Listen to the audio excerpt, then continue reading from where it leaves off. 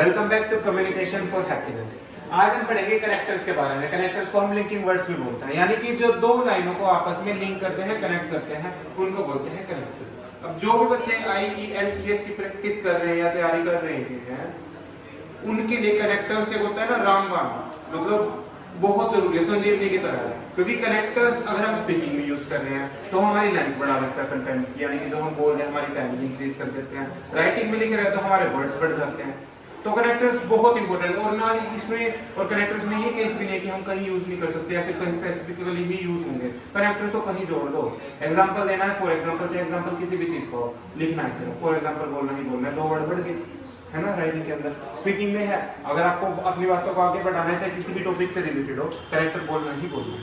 ठीक है, बात स्टार्ट कर रहे हो तो भी कनेक्टर बोलना है, खत्म कर रहे हो तो भी कनेक्टर के साथ खत्म करना है, यानी कि कनेक्टर का यूज करना ही है। अब बात करते हैं किन किन तरह के कनेक्टर्स को हमें पढ़ना है। तो सबसे पहले आया इलेबोरेट। इलेबोरेट का मतलब होता है किसी चीज को एक्सप्लेन करना, आगे बढ़ाना।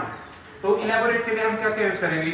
ये जो कनेक्टर्स हैं ये हम यूज करते हैं राइटिंग टास्क 2 के अंदर, जब हम अपने टास्क स्टेटमेंट देते हैं उसके बाद हम उसका एक्सप्लेन करते हैं। तो to elaborate, to explicate, to explicit, to illustrate, to substantiate and last है इन एक्सप्लेनेशन। ये 5 कनेक्टर्स तो बहुत सारे होते हैं, लेकिन ये ऐसे कनेक्टर्स हैं जो हम याद कर सकते हैं, इजी हैं, मुश्किल भी नहीं है। ठीक है, ज्यादा याद करके क्या करना है, एक्सप्लेनेशन हमने देनी तो 2 ही बार है। तो 2 कनेक्टर बहुत है, लेकिन इनमें से कोई भी ऐसे 2 कनेक्टर उठाओ जो आप अच्छे से याद कर सको।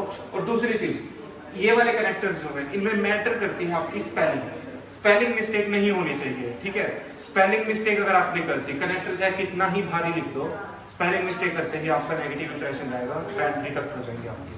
ठीक है, तो ये थे एक्सप्लेनेशन की। अब बात करते हैं एग्जांपल पे। एग्जांपल में पहला कनेक्टर आया क्या? For instance. ठीक है, सेकंड आया टू साइट एन एग्जांपल। अब यहाँ देखने वाली जो बात है वो है साइट। यहाँ एक साइट होता है SITE, जो ये वाला साइड है वो है CITE। तो सिर्फ साइड का ध्यान रखना है, यहाँ CITE है, क्योंकि बहुत सारे स्टूडेंट्स SITE लिखते हैं, जो कि नहीं लिखना। CITE ही स्पेलिंग होती है इसके अंदर। उसके बाद आए टू एपिटम लिख सकते हो आप, टू एपिटमाइज। ठीक है, स्पेलिंग में Z आता है एपिटमाइज की, ठीक है, S नहीं आता, इस चीज का यहाँ ध्यान रखना है। अब हमारे पास एक वर्ड आता है परफेक्ट एग्जांपल। जब हमें कभी लिखना हो परफेक्ट एग्जांपल, मान लो आपने कोई एग्जांपल लेना, आपने बोलना है कि भाई this is a perfect example for this statement, या फिर कुछ भी चीज आपको लिखनी है, तो परफेक्ट एग्जांपल की जगह आप लिख सकते हो एक्सक्विजिट एपिटम। एक्सक्विजिट का मतलब होता है perfect, exquisite perfect epitome example. तो क्या बन गया? Perfect example. तो जहां भी आपको परफेक्ट एग्जांपल यूज करना हो, और यूज करना हो नहीं, करो यूज, यही वर्ड्स जो है आपको क्या दिलाएंगे? बैंड दिलाएंगे राइटिंग के अंदर। ठीक है, तो जब तक आप ऐसे वर्ड्स का यूज नहीं करोगे, वोकैब का यूज नहीं करोगे, राइटिंग में स्कोर नहीं मिलेगा। तो ये आपको यूज करना है। अब बात करते हैं अफेक्ट की। अफेक्ट बताने के लिए, जैसे कि हम हर बीबी के लास्ट में लिखते हैं अफेक्ट, हर एक स्टेटमेंट का। तो अफेक्ट में क्या लिखना है आपने? हैंस लिख सकते हो, thus, therefore, consequently, as a consequence, as a result। बहुत सारे कनेक्टर्स हैं, कोई भी 2-3 याद कर लो, है ना, 2-3 में अपना काम चल जाएगा। लेकिन जो याद कर रहे हो कॉन्स्टेंटली उन्हीं को यूज करना है। ठीक है, चेंज नहीं करना बार बार। उसके बाद बात कर लेते हैं कंक्लूजन की। कंक्लूजन में अब क्या यूज करना है आपने? To conclude, to summarize. ये कंक्लूजन वहां जो लास्ट बीपी हमारा बनता है ना, BP2 के बाद कंक्लूजन, उसकी स्टार्टिंग है ये। To conclude, to summarize, to sum up, to recapitulate. ठीक है, ये 4 हैं, आप इनमें से कोई भी 2 याद कर लो। ये टू रिकैपिचुलेट और टू समराइज बेस्ट रहेंगे, बाकी सबकी अपनी मर्जी है। ठीक है, अब बात कर लेते हैं हम नेक्स्ट। अब बात करते हैं इंफॉर्मेशन ऐड करने के लिए हम क्या कनेक्टर्स यूज कर रहे हैं।